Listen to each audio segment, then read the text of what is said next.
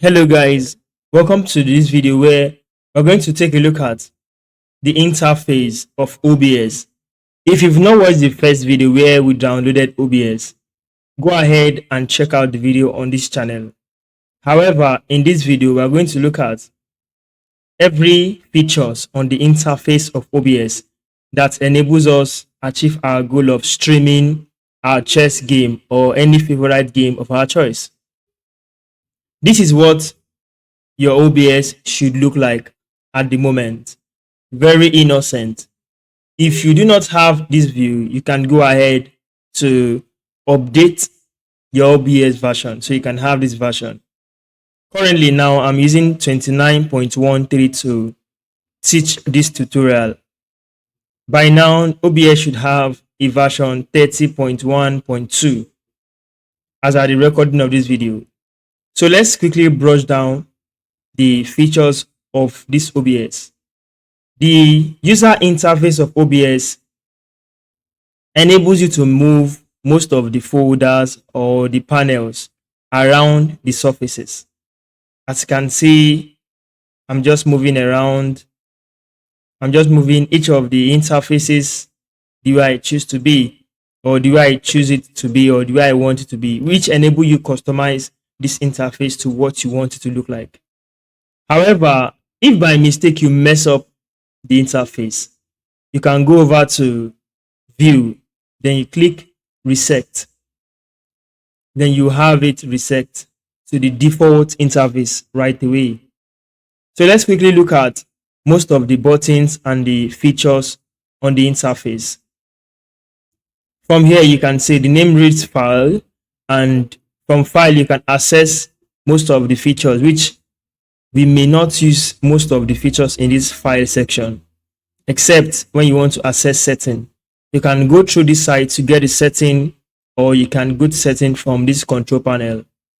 Okay, so for edit, you can use edit file to restore a deleted scene or source or whichever information you choose to access. Go through edit scene. You can see them by now. So whenever you need something related to edit, you can come here and have access to it. From the view, you have seen how we have used the reset UI button to restore back our scene, the interface, the way it originally should be, to the default view.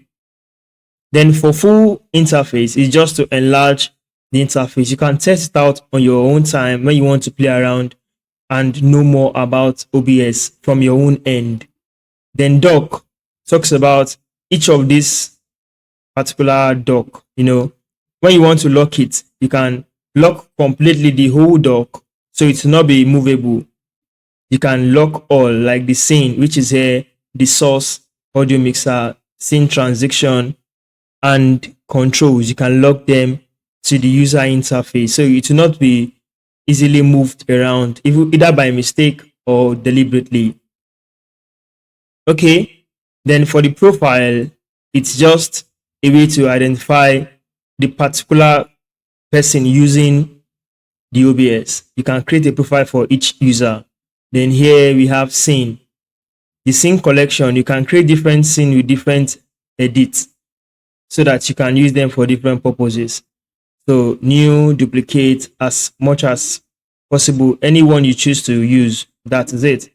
Then your tool, you can as well auto configure your OBS then with a lot of access with this. Then caption is for now experimental. If you feel that your OBS is messing up, you can come to this help portal, visit the website, report issues, check for updates, and so on and so forth. That's basically for that up buttons. If we come down to this section, we have the scene. A scene is like an open space for movie play.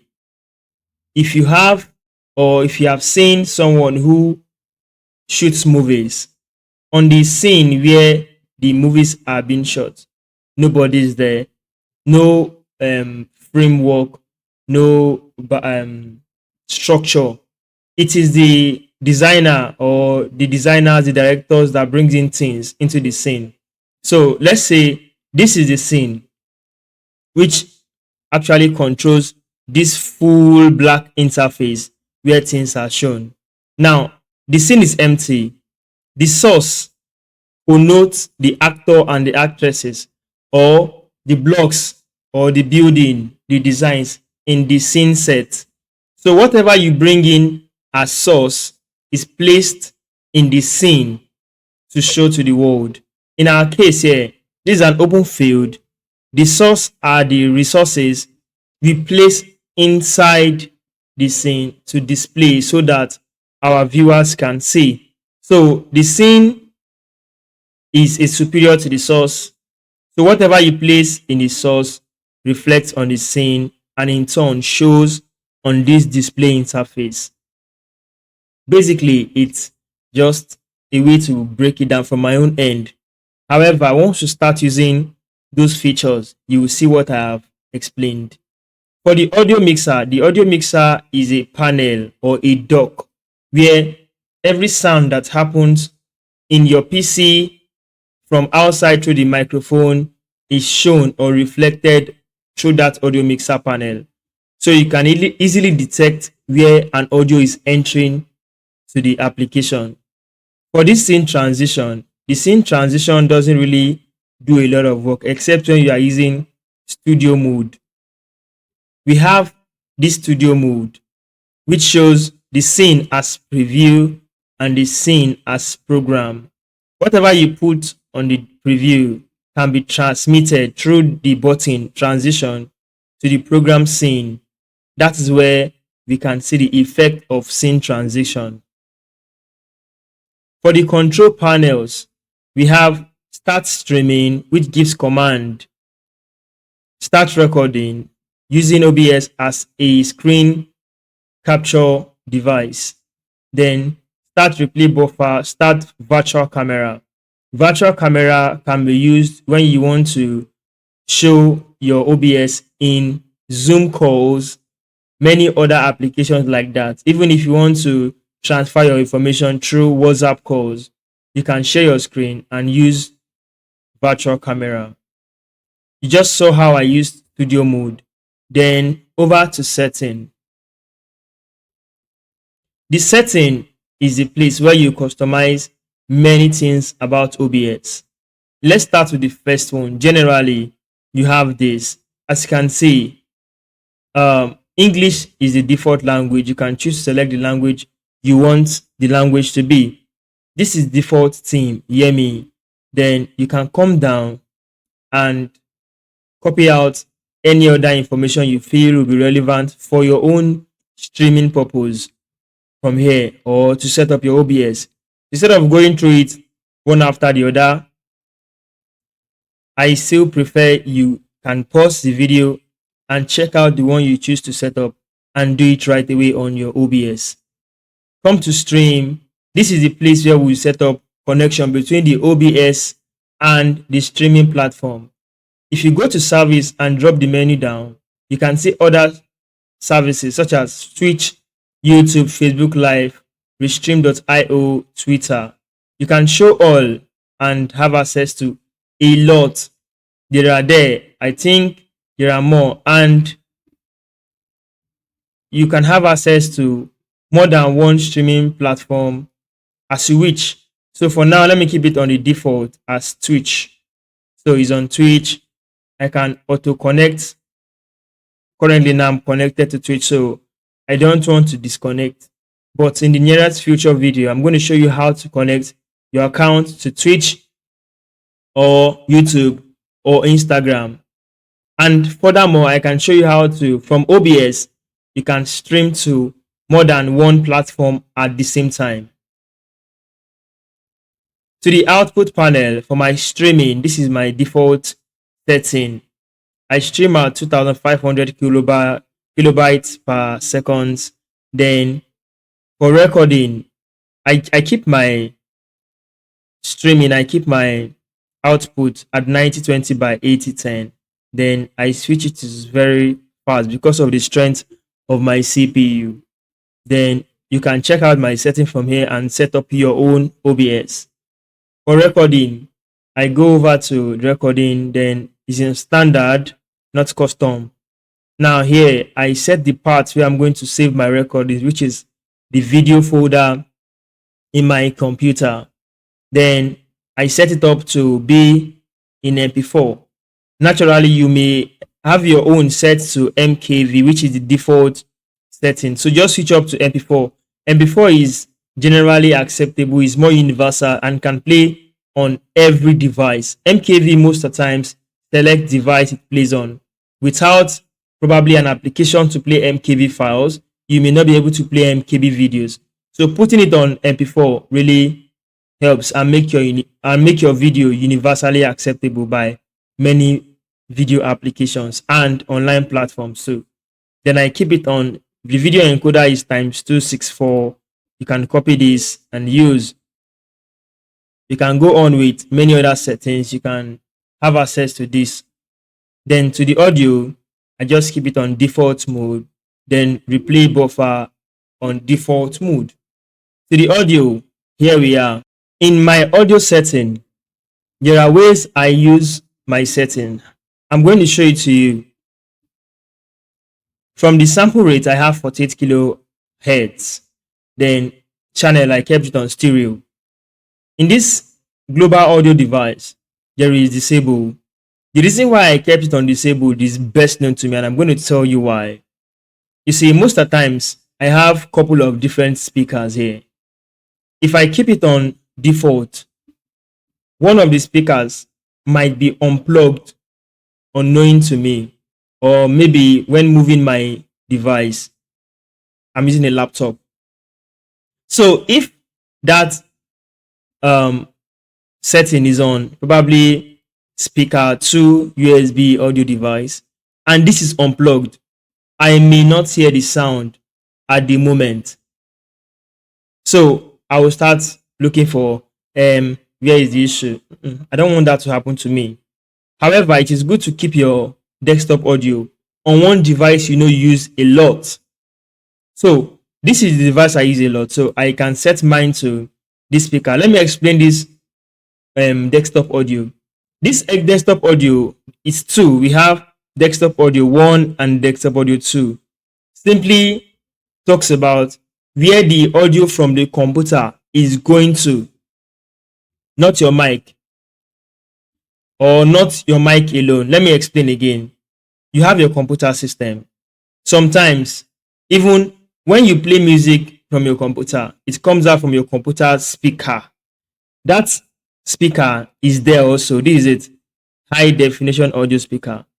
But sometimes you don't want this sound to just come outside and still enter your microphone.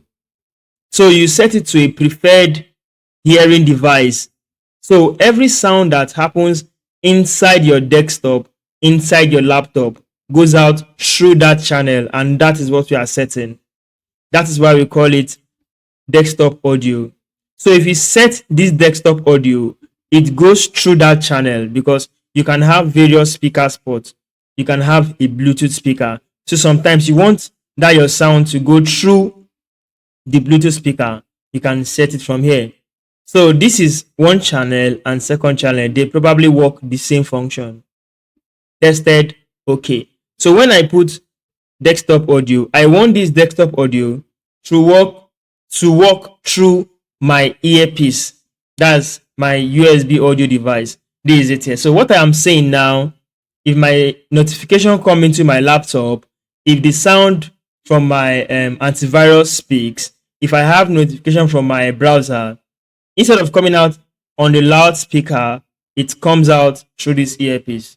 So that's why most of the times when I'm on this, if I'm now recording, the sound cannot just jump from here to the mic. If it's on loudspeaker, it just comes out naturally and there's a peak. The sound goes in and goes in and goes in. So on default, this is it. The speaker is here. So I just end up, keeping it here. However, I disabled it for the purpose of this tutorial. And secondly, I don't want to have issue with looking for where my sound is coming from. So I kept it on disabled. I'm going to explain to you how I'm hearing my sound currently, because there is a sound I'm hearing that monitors what happens in my PC. Desktop audio. For now, any sound that happens on this PC will not be recorded by OBS. You understand now? So the one I'm talking through my mic here, I will tell you where it's going to and how I set it. This second, okay, this 1, this is 2, and this is 3. I assume desktop audio are one entity. So for here, which is mic/auxiliary audio, this is the audio coming in from your microphone. Most people have more than one microphone, while some have microphone coming in from different devices. I'm going to show you. For this recording, I'm using a microphone called V8 microphone. The microphone is here, see, V8 microphone. For the purpose of this video, I'm going to set my mic to V8 mic. So anytime I open OBS will just recognize the microphone as the default mic for recording. Good. If this microphone is unplugged, any sound I make to my OBS through the microphone will not enter. I have to come back here and change it to the next available mic I want to use for recording. In the case where I buy a new mic and I change it, I'll come here and adjust the name. There's also a mic from my USB. I can choose to select this one. Like there's a mic, this mic is from my PC webcam, and this microphone is from the phone I am using as webcam too. So you see how it recognizes the number of mic on your PC. So I think the reason why these microphones are listed in 4 is because if you select this first one, maybe you select the first one, select the second one, select the third one, maybe this, then followed by this, and maybe this, as much as you have. If one of the microphone is not working or is unplugged, OBS will automatically recognize the available microphone and enable you record into OBS. That is why we have many ports for it. Good. So for this, I don't want this as at now. I don't want this. I don't want this. I don't want this. So keep everything disabled. Good. So if we come down to other settings, it's just simple settings. You can copy and use. However, you need to understand this audio, sound, and this. So I've explained those ones. Then we come to video. In this case, I just go with the default setting. The resolution on my camera says this. However, you can drop it down and see other options. This is default to my screen size. Then this is the output, which is generally acceptable by many streaming platforms, which is 1280, which is 1280 by 720. Many streaming platforms use this horizontal standard size for videos, so it is good. You can keep it on 1280 by 720. Then this is the sharpness of the content. I've been using this. I never had blur videos. It has been working well for me. And the rate at which my content travels, 30 is the standard, so I keep it at 30. These are the hotkey. You can copy and use. Good. Then we have accessibility and advanced. Then lastly, when we come to output, I think in recording, immediately you change from MKV to MP4, it enables you have start and pause in your recording setup when using screen recording for your OBS or for your content creation. So I believe we've gone through a lot of things in this video just to know the interfaces of the applications we are going to use to make streaming or create content. Thank you for watching this video.